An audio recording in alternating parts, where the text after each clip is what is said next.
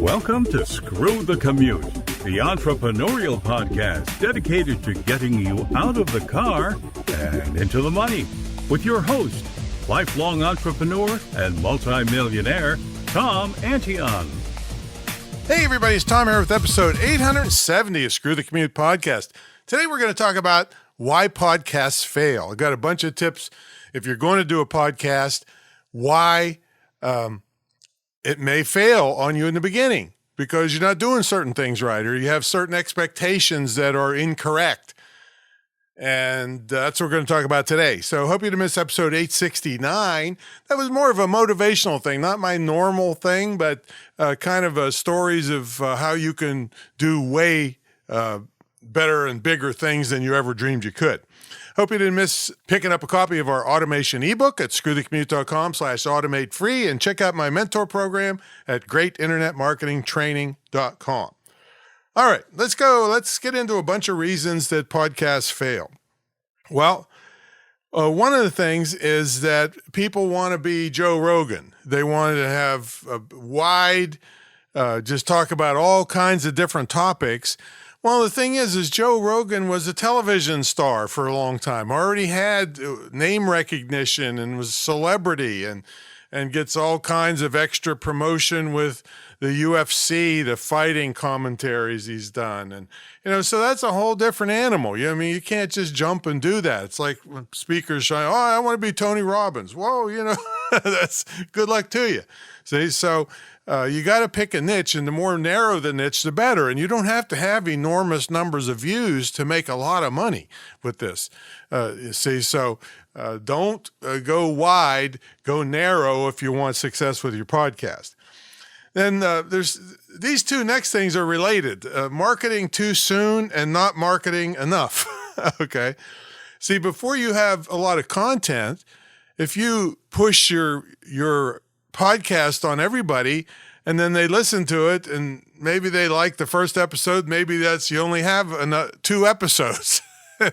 And so it's not enough value to make them want to refer it to others and to stick with you and listen to you because they figure, well, I've already listened to everything. See, I had 50 episodes in the can before I released this podcast so that I could concentrate on marketing by doing a podcast tour where I was on other people's podcasts, all right? But I had 50 episodes built up.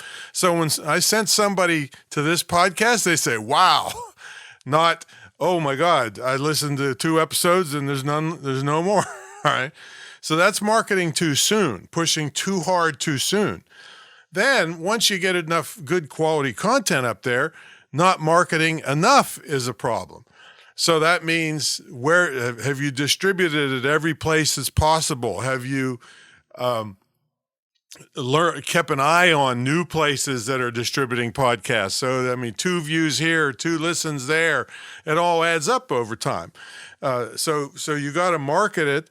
And every once in a while, I'll send it to my email list. I'll say must listen podcasts, and I'll pick some of the best ones and send them out to people.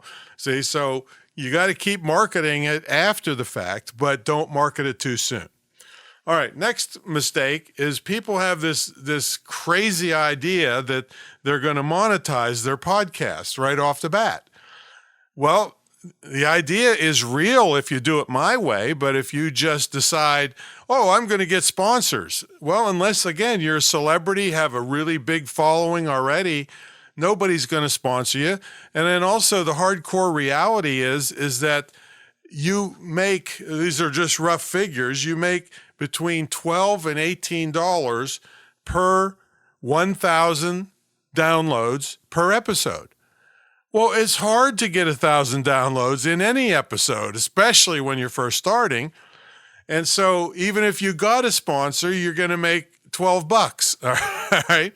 But you won't get one because nobody's going to go after to sponsor a new podcast with their budget wasted on somebody that's untested. See, so that's crazy to look for sponsorship unless you already are a celebrity in your niche or you already have a big following, then you might get some. But the smarter way is to do what I've been teaching, like, is be your own sponsor. Market your own consulting, your speeches, your products and services, and all that. See? So marketing or trying to monetize too soon with the standardized ways that most everybody do is just a recipe for failure. All right, another thing is just talking to hear yourself talk. You got to bring quality. You got to think the listener has a gazillion choices of who to listen to. So you have to create quality content, get your ego out of it, and make it quality over quantity. You have to think in terms of the listener. What are they going to get out of you talking?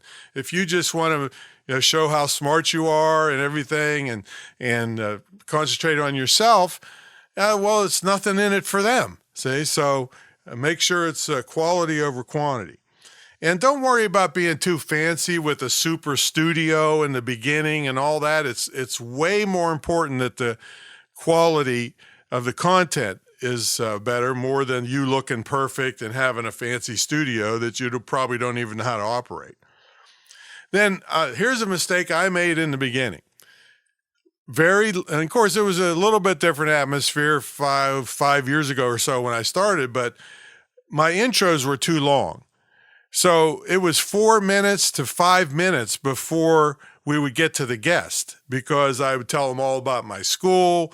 I'd promote products and services. I'd give away some stuff, my automation ebook, and tell them about the topic upcoming. And, I never got to the content for 4 or 5 minutes. So you notice now, usually within a minute, I'm there already, tell them about what this episode's about, what the last episode was about. Hey, grab the free ebook and let's roll. All right. So I have changed my tune over the years to make shorter intros, get to the stuff, because people have short attention spans. And if you don't get to the stuff, they're going to go on to the next podcast. All right. Now, another thing, the host, if you're interviewing people, they don't do their homework. They get on the podcast and it's like, well, hey, so what have you been up to? And they don't know a thing about the guest. When I get a guest, which I haven't had as many lately, I research them like crazy. I find out things that hardly anybody knows about them. I look at their website, their social media. I find tweets and Instagram posts that they make, and I bring them up during the thing. I mean, I had the guy from Entrepreneur Magazine, pretty big shot in the entrepreneurial field. He couldn't believe it. She's you're probably the best host I've ever had, because you knew stuff and it wasn't just the same dog and pony show. So that can really make you a great podcast. Do your homework. Let's see. Now, also, you got to be careful of where you distribute and where you put your efforts with your podcast. For instance, you could, Facebook is fine for what it is, but if you put all your efforts into Facebook, well, Facebook, after a couple seconds counts that as a view. And when people may have bagged out after 5 seconds. and so you think you're getting all this traction and doing a great job with retention. Retention is important, that people listen to the whole thing or watch the whole thing if it's video, because that sends a message to the platforms that's really good if somebody watched it the whole time.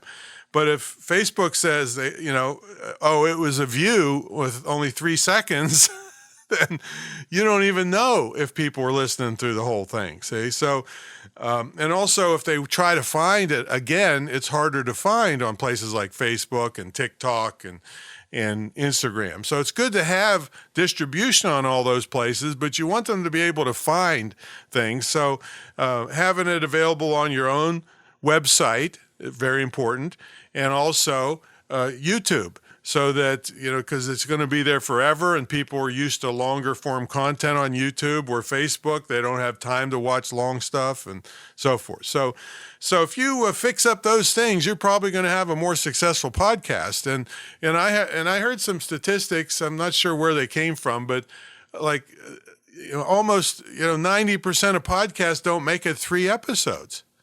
And that's probably because of the things I just talked to you about here. So if you're going to do a podcast, fix it up, do it right. Don't kill yourself on being fancy. Concentrate on the audience.